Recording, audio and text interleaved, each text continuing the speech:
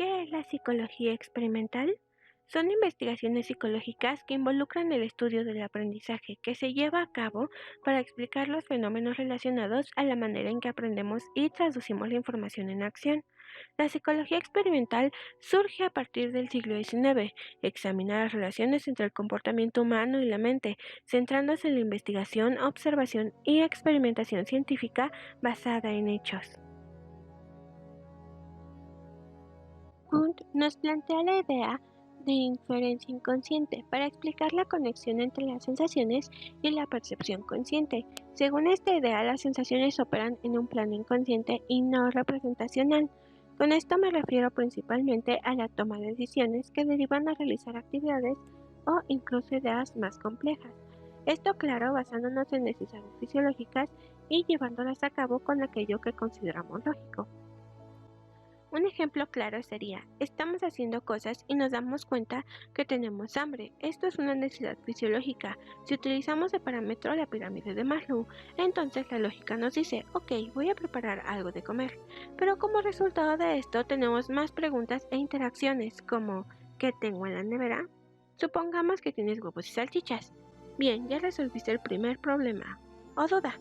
Entonces, de ello se derivan más. ¿Cómo hago el huevo? ¿Lo hago revuelto? Tal vez frito y las salchichas no. ¿Las salchichas y el huevo frito? ¿Solo fritas las salchichas? Como pudimos ver, cada vez empiezan a salir más cuestiones y se complica cada vez más. Aunque claro, vos no lo ves como algo complicado, porque es un acto inconsciente derivado de tu necesidad. De igual forma, nos plantea que la experiencia vital es una indivisible, aunque puede aparecer bajo dos puntos de vista, el de la experiencia externa y el de la experiencia interna. La experiencia externa se asocia habitualmente a las ciencias naturales, con la posibilidad de generar conocimientos con la participación o mediación de los sentidos externos. Para él, la experiencia externa y la percepción de los objetos reales producen necesariamente representaciones internas en el sujeto. La experiencia externa está directamente relacionada con nuestros sentidos, de forma que todo aquello que involucre nuestro ambiente nos afecta. El ejemplo en este caso sería, al ser pequeños, nuestros sentidos empiezan a desarrollarse. Empezamos a reconocer a nuestras madres por el sonido de su voz. Incluso hay estudios que afirman que los bebés reconocen a las personas a través del olfato. Otra forma de desarrollar los sentidos como el tacto y el gusto son las mordederas, que se suelen comprar a los bebés y el solo hecho de probar comida diferente y jugar. Con el paso del tiempo, cuando crecemos, obtenemos un nuevo tipo de experiencia, la experiencia compartida. Esta experiencia la puedes obtener a través de familiares, amigos e incluso libros. Aquí no necesitas pasar por algún problema para obtenerla. A partir de todas las enseñanzas que vas obteniendo, empiezas a crear tu propia percepción de las cosas, es decir, tú decides qué tomar y qué no. Con el paso del tiempo, también nos comenta que la conciencia obedece a principios exclusivamente psicológicos. Los procesos fisiológicos son los únicos que serán considerados inconscientes. Posteriormente, menciona que existen dos elementos simples, las sensaciones y las emociones.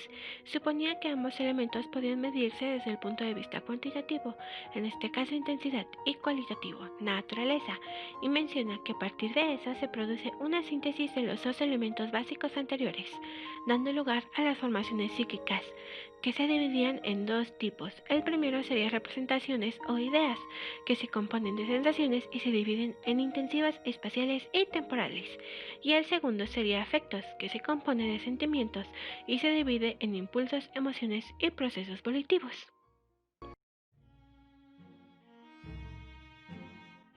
A partir de la concepción del yo, Herbert desarrolla una doctrina en torno a las nociones de la representación de impulso y represión. El impulso es el deseo de hacer una cosa, mientras que la represión es el proceso por el que una idea inaceptable se torna inconsciente.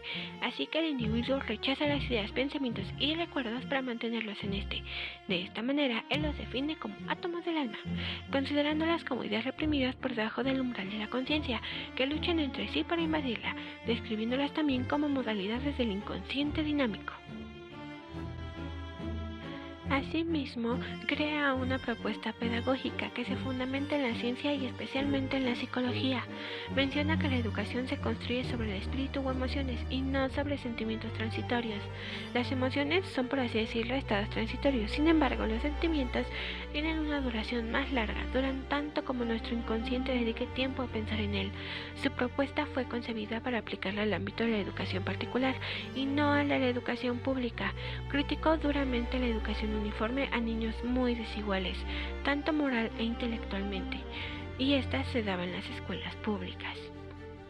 Él entendió la educación como un proceso de instrucción moral, donde el principal resultado es moldear los deseos y voluntad de las personas. Indica que la principal función de la educación dentro de una sociedad es la adquisición de ideas por parte de los alumnos.